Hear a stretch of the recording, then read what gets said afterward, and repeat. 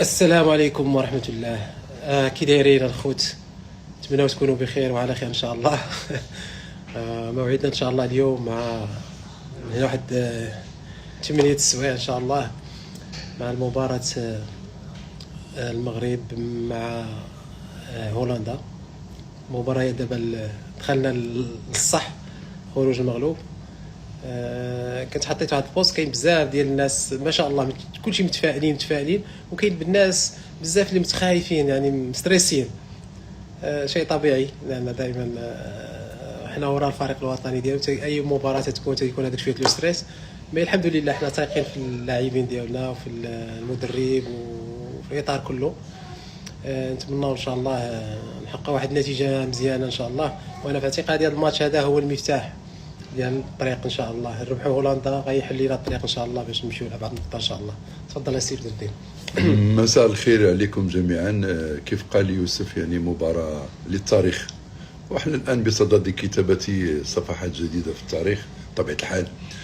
فريقنا الوطني ولله الحمد عبر دور المجموعات. اليوم غنبداو في إطار أدوار خروج المغلوب، واللاعبين يعرفون جيدا على انه اليوم هامش الخطا كيضيق، يعني ما كيصبحش عندك الامكانيه انك دير حسابات ديال النقاط، لا مباراه اما ان تعبر واما ان المشوار ينتهي.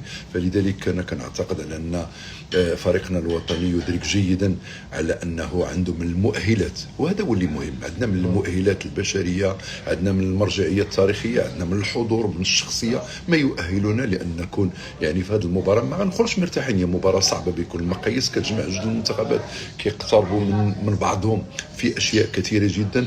كانوا جيدين على مستوى دور المجموعات، وكيف انا سجلت الاستغراب ديالي واعتقد على انه من خلال هذه المباراه ديال المغرب هولندا اللي كتبدو على انها غتكون اقوى مباراه على مستوى دور سدس عشر او الدور 32 بحال اللي كيسميو اخواتنا المشارقه، على ان الفيفا يوسف ممكن ان تعيد النظر في الطريقه ديال برمجه الادوار الاقصائيه، لانه لا يعقل. وحنا اليوم المغرب رابع مباراه هي ثاني مباراه غادي يلعبها مع فريق يوجد ضمن العشر الاوائل في العالم، بمعنى اننا حنا سادسين، ولعبنا مع البرازيل اللي هي خامسه عالميا، ثم اليوم غنلعبوا مع هولندا اللي هي سابعه عالميا. اعتقد هذا الامر ما كانش ممكن يحدث، لانه الناس كلهم كانوا يقولوا هذه المباراه من المنطقي ان تكون في الدور ربع النهائي وليس في دور السدس عشر، لان في النهايه المونديال غادي يخسر فريق قوي سواء كان المغرب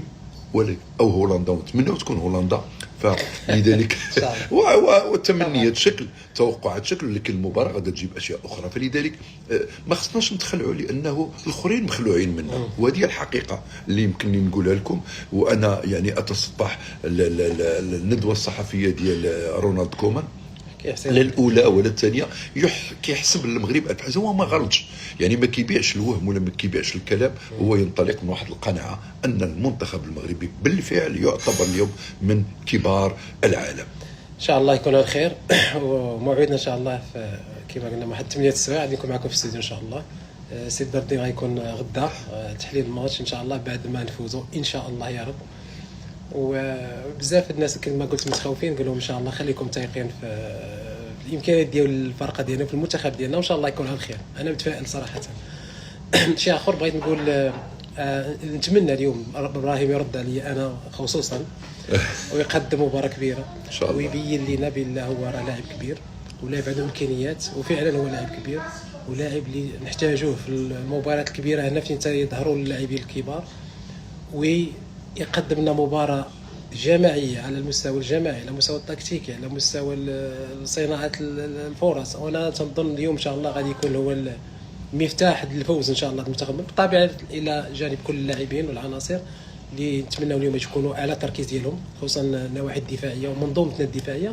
منظومتنا الهجوميه لا خوف عليها، حنا تنوصلوا تنخلقوا فرص. نتمنى ان شاء الله باش تكون هذيك النجاحه قدام المرمى، ونحاولوا نسجلوا ان شاء الله، وغادي نسجلوا ان شاء الله، لان عندهم ان ديفونس اللي هي ثقيله.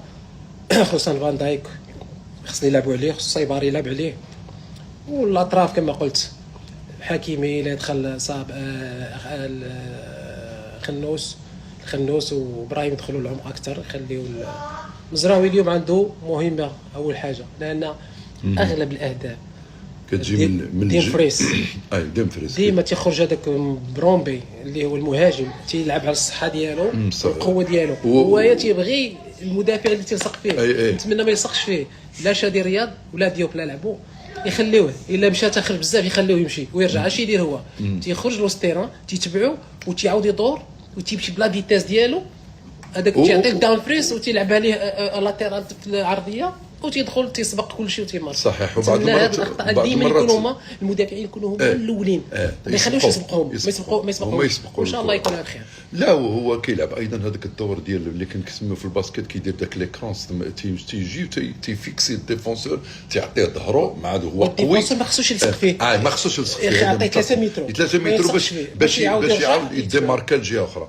شوف انا كنتمنى شيء واحد، ويمكن هو يعطيني اليقين ان شاء الله من اننا غادي نربحوا هذه المباراه. اشنو هو ببساطه شديده، لعبوا بالمستوى ديال الجوله الاولى اللي لعبناها مع البرازيل، ونتفاداو لعبوا بالمستوى اللي لعبناه الجوله الاولى مع هايتي. انا يمكن اختصرت الكلام كله، لانه في الجوله الاولى امام البرازيل كنا حنا اللي دومينو، كنا حنا اللي مستحوذين، كنا حنا اللي كنسيروا اللعب كي بغينا، كنا حنا اللي ضابطين الايقاع، كنا تحولاتنا تحولات سريعه جدا، لانهم الشيء اللي غادي يحضروا من الهولنديين يوسف. وانا قريت واستمعت الكثير من لا من كومان ولا من كثير من اللاعبين ديال المنتخب الهولندي، حضروا كل الحذر من التحولات السريعه اللي عند المغرب. قالوا لهم عندهم واحد القدره اون فوا كيخرجوا الكره بطريقه جيده من المنطقه الدفاعيه ديالهم تيولوا خطر، لان عندهم واحد من افضل وسط الميدان اللي موجود الان في كره القدم العالميه. لذلك انا كنتوقع يوسف على ان اللي غادي يحسم المعركه ديال وسط الميدان غادي يكون هو المنتصر، واللي غادي ينجح في انه يحسم الجزئيات، لان ملي كيكونوا في جوج الفرق كيتساواو في المستويات لا الفرديه ولا الجماعيه، كتولي الجزئيات الصغيره هي اللي كتحسم الصراع ما بين الفريقين. ثم من المتوقع اننا نرجعوا التشكيله اللي بدينا بها المباراه ديال البرازيل والمباراه ديال اسكتلندا، يعني ياسين بونو. لا هذا ما تعنيش بلا اللاعبين اللي لعبوا تما قدموا مباراه كبيره، وغادي نحتاجوهم ان شاء الله في الشوط الثاني ولا في بعض الاوقات اللي غنحتاجوا فيها اللاعبين هذو. ماشي نقولش يعني احتياطيين، كل شيء اساسي. المهم الهدف هو الفوز، ونلعبوا كمجموعه كما قلت، وهذيك الروح ديما اللي تلعبوا بها ويكون على خير ان شاء الله. وموعدنا ان شاء الله بعد المباراة ان شاء الله غادي نكونوا فرحانين مع بعض ان شاء الله. الله يفرحنا. التوفيق ان شاء الله ودعواتكم ان شاء الله مع اطلالة الفجر ان شاء الله يكون خير ان شاء الله. توفيق.